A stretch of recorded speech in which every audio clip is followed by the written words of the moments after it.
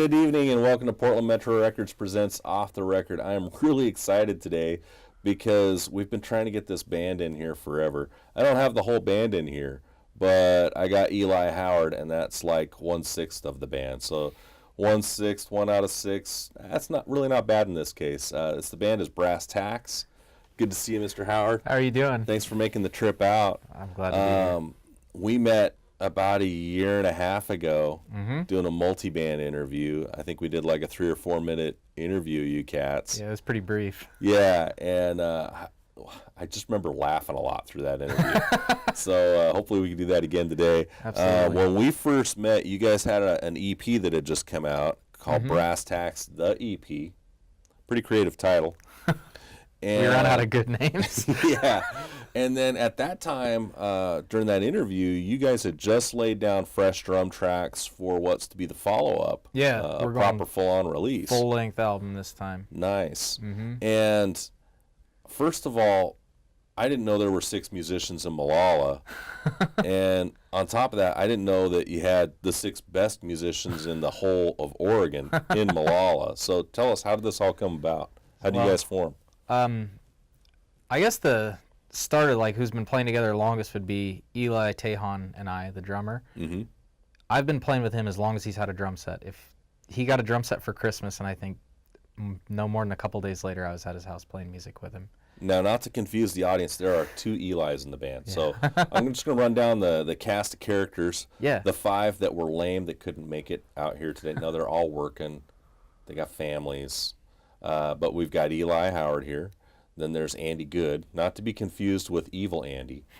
We've got Cody Patey, Eli Tejan, Michael Fowler, and then your newest addition, Orrin Clark. Yes. So what's the instrumentation? Who all is doing what? I know you're playing guitar. I play guitar and I do a little bit of the singing. Andy Good is acoustic guitar and lead vocals. Cody does harmonica. He does a little background vocals here and there. Nice. Eli's our drummer. Mike Fowler's our bass player, and Orrin Clark is a graduate of Oregon State University's music program. He can play pretty much anything, but with the band, he normally sticks to keys. He has an accordion he uses, and he plays trombone. Oh, wow. There's going to be trombone on a Brass Tacks album. Not on the upcoming one. Ah, darn it. But when we play live, he brings it with him. My buddy Mike, he played trombone in grade school. He'd be all excited right now. I love when he plays it. Like every time he pulls it out when we're playing live, I can't help. I start laughing so hard. I can't help but smile when he plays his trombone, and he's so happy to play on it. Now you guys kind of have. I love your guys' sound because it's kind of a cross-pollination of everything that's cool about country. There's no rap in there. You left that out. And we use real drums. And there's real drums, yeah, and it's authentic writing. It is. We try not to force too much. If it's not going right, we just, maybe let this sit. And so how many years have you guys been together now? Because I know you all have played music in different incarnations over the years. How long has Brass Tacks been around? I think it's been 4 years now. Nice. 3 or 4 years. And how many songs do you guys have that you haven't even laid down on tape yet? Well, we have the 11 songs that are going on our album that haven't been released yet, and Andy is a machine with writing. I mean, I'm kind of like hit or miss with mine. I could go 3 months not write nothing, and then that day I could write 3 songs right in a row.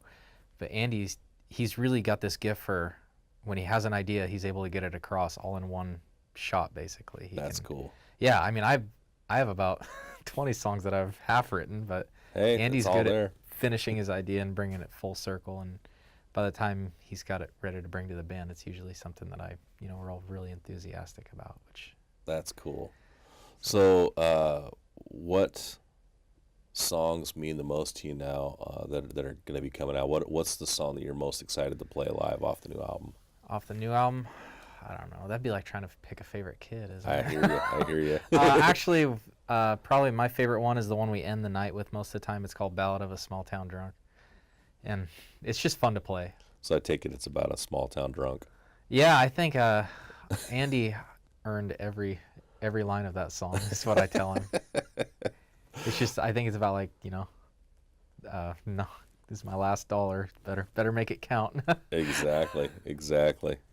That's awesome. So uh, being that y'all are from Molalla, you're getting ready to set out on a tour, and it's going to take you into the South, correct? Yeah, we're flying over to North Carolina. We have some friends in North and South Carolina, so we'll be gone for a week. Wow. And we're going to play almost every day. Nice. So Nice. I'm lucky enough to have some awesome friends. Tyler Hatley, I love you. Nice. Now, are they a part of a band as well that you're getting to play with? Yeah, we're playing with our friends Tyler Hatley and the Little Mountain Band Mhm. and Greg Payne and the Piedmont Boys. Oh, wow. Piedmont Boys are one of my favorite bands, so That's cool. it's an added plus that I get to do a couple shows with them. They always come over here, and Nice. they've always known us, so I've Mm-hmm. tried my best. It's kind of hard to get an amplifier from South Carolina to here, so I've always given them whatever gear they needed to use. Nice. Finally just kind of told them, hey, I'm going to cash in a favor. That's great. So what part of South Carolina are you going to be touring in? They're from Greenville area, Mm-hmm. but So you guys are going to go a little bit all over there, huh? yeah, mostly Nice. in North Carolina. We'll be around Cheryl's Ford area. Nice. So That's going to be exciting. I just wanted to get our music out to as many new faces as possible. That'll be great. So now you have a 10-year-old son? Yes, Correct? and a 12-year-old daughter. Nice. And how's the family doing? Everybody doing well out there? Yeah, I'm lucky. I got two healthy, good-looking kids. Cool. That's amazing. Yeah, it And is. you had a good Mother's Day, I take it. We're taping this a couple days after Mother's Day, Yes. in case folks don't know. I had an awesome Mother's Day. Good to hear.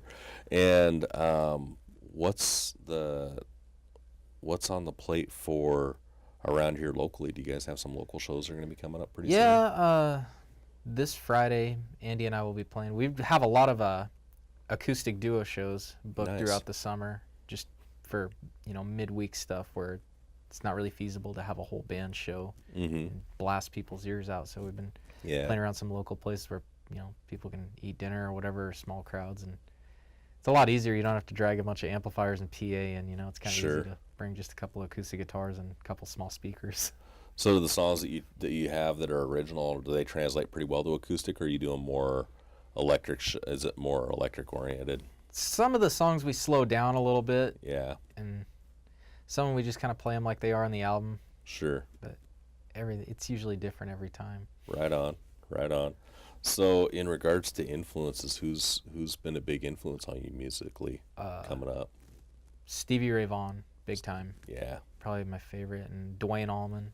Oh yeah. Dwayne Allman's my second favorite, and every guitar player that ever played for Lynyrd Skynyrd.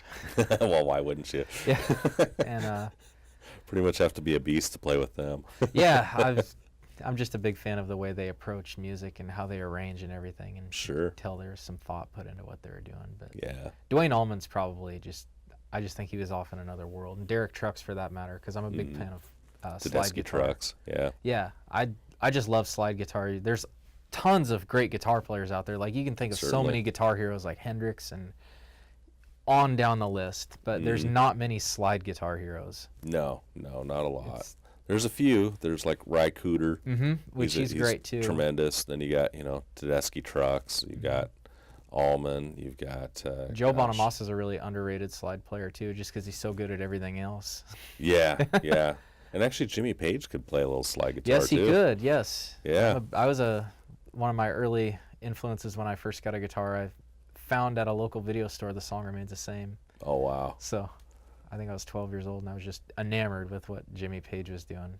So did you have family that taught you how to play, or where did it all start for you? I'm the only one on either side of my family really that plays an instrument other than my Aunt Jackie. She had a baby grand piano sitting in her house, Mm-hmm. and she lived in Seattle, and she decided she wanted, when I was little, like maybe 10, 11, she wanted me and my two brothers to go up there for a week in Seattle. And That's cool. it was right when the Experience of Music project, that Jimi Hendrix Museum opened. I think I was there like the second day it opened. Wow. So I was just kind of got this huge blast of music all at once. And Was that kind of the germination point for you that kind of got you started down this road? that, and when I saw Marty McFly play Johnny Be Good.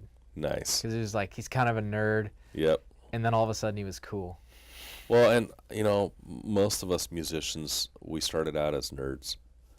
I mean, I'm still a nerd. I am too. So Yeah, but you got the cool hair, so. Took a few years.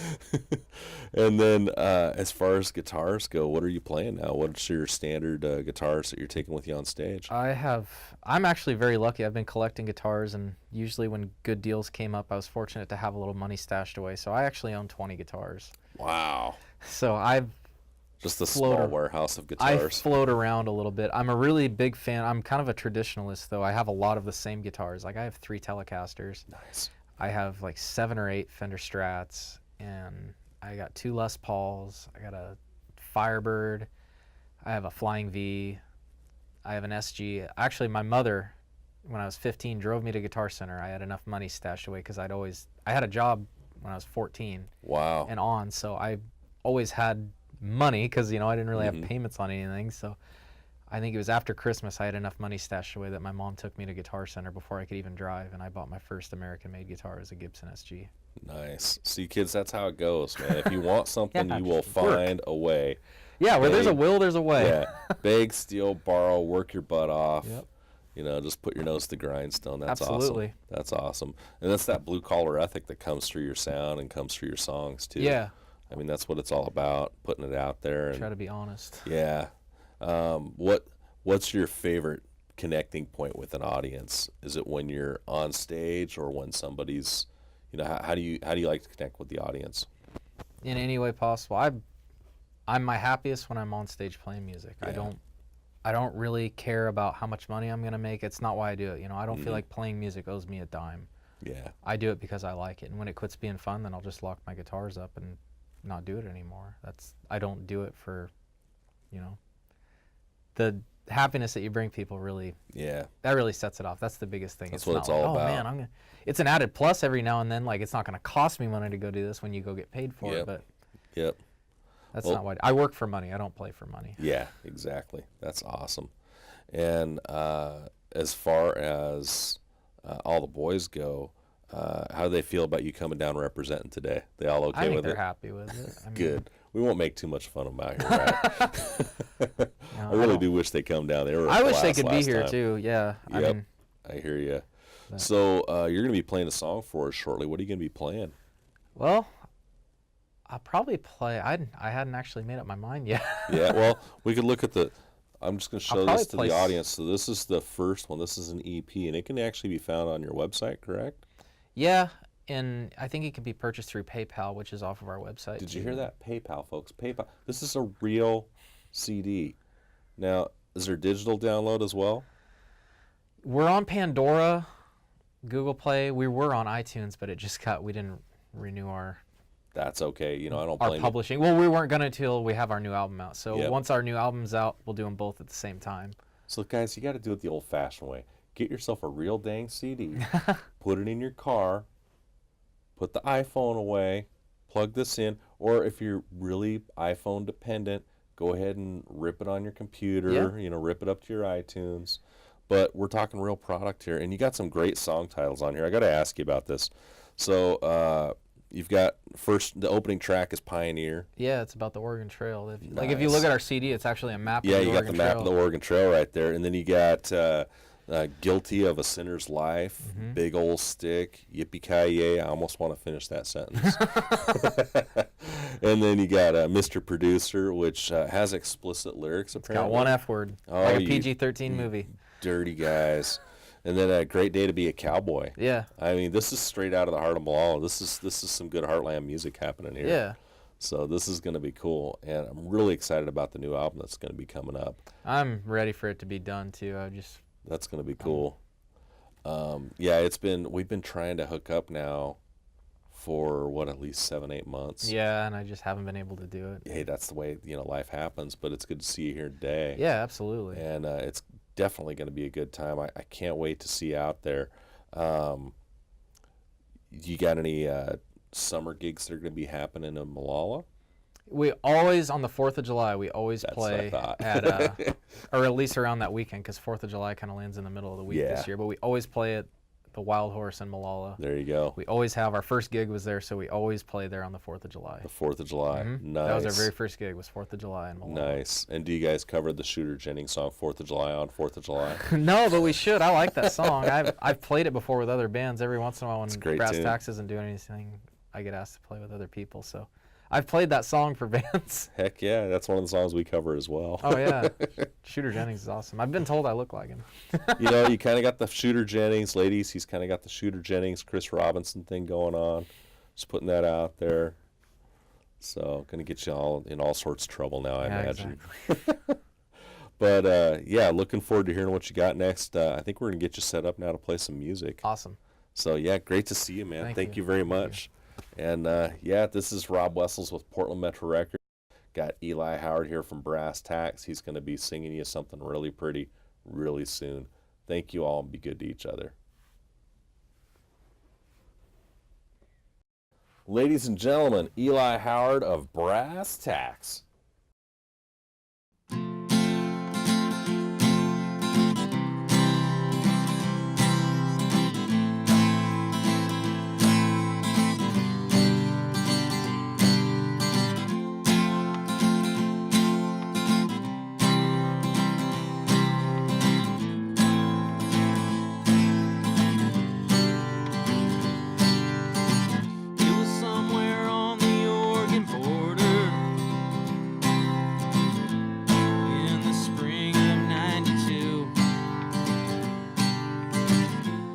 April morning, first met my brother.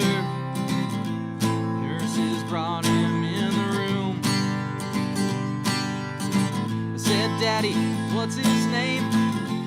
I don't recognize that face. But Daddy told me, son, he's gonna be your brother. He's gonna be your friend. When you're down, he's got an ear to lend. And you may not know it now, but that boy's your best friend.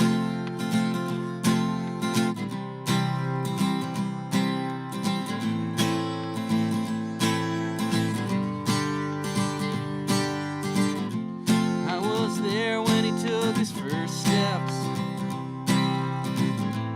I was there when he finished school. I was there when he bought his first car. I was there when he broke it too. Then one day he turned around, he's falling in love and he's buying a house. Where's that boy I used to know? He's my brother, he's my friend. When I'm down, he's got an ear to lend. And I know it well by now, that boy's my best friend.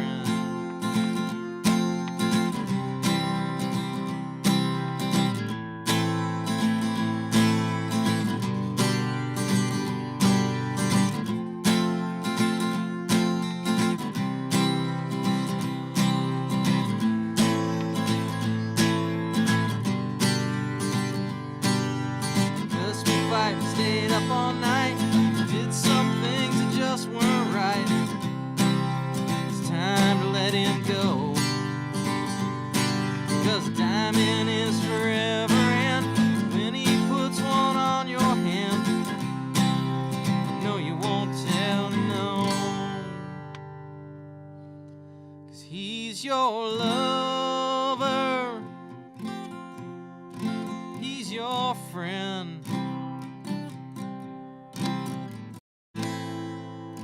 When you're down, he's got an ear to lend.